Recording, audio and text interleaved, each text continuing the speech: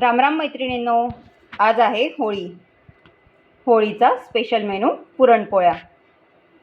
तर पुरणपोळ्या तयार कशा करायच्या ते आज आपण दाखवणार आहे. इथे पुरण मी तयार करून ठेवलेले आहे. पुरणाची रेसिपी मी लवकरच शेअर करेन. पोळी कशी बनवायची ते आता दाखवणार आहे. तवा आपण याप्रमाणे गरम करून घेतलेला आहे. त्यावर थोडे तूप सोडून घेतले आहे. याप्रमाणे आपण कणकेचा छोटासा गोळी करून घेतलेली आहे. ती आपल्याला लाटून घ्यायची आहे.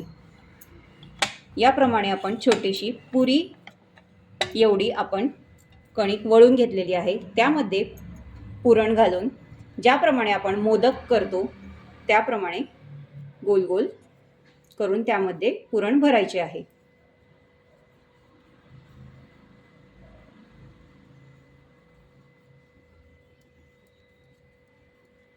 कणिक वर घेत आपल्याला ते बंद करायचे आहे.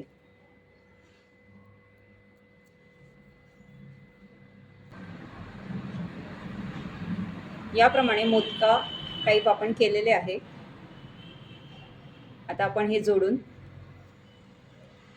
त्याला थोडे पीठ लावून पुरणपोळी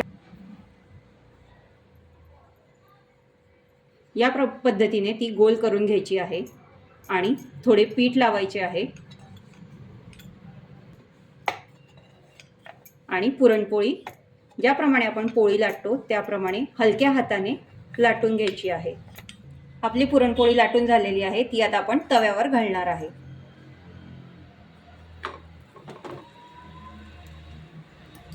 आपली पुरणपोळी खरपूस भाजायची आहे. दोघं बाजूने तिला खरपूस भाजा आणि आजूबाजूने त्याला तूप सोडा.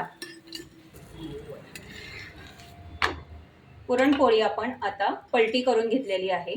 त्याला आपण तूप लावणार आहे. इथे मी साजूक तुपाचा वापर केलेला आहे. आपली पुरणपोळी दोघं बाजूने चांगली खरपूस भाजून घेतलेली आहे आणि टम्म अशी फुगलेली आहे. याप्रमाणे आपण पुढची ही पुरणपोळी करून घेतलेली आहे. आता आपण सर्व पुरणपोळ्या करून घेऊ. पुरणपोळ्या तर आपल्या तयार झालेल्याच आहेत. या पुरणपोळ्यांसोबत मी तांदळाची खीरसुद्धा बनवलेली आहे. तुम्ही याच्यासोबत रसई म्हणजेच कटाची आमटीसुद्धा घेऊ शकतात. कटाच्या आमटीची रेसिपी मी दिलेली आहे. तुम्हाला आजची रेसिपी कशी वाटली कमेंट करून नक्की सांगा.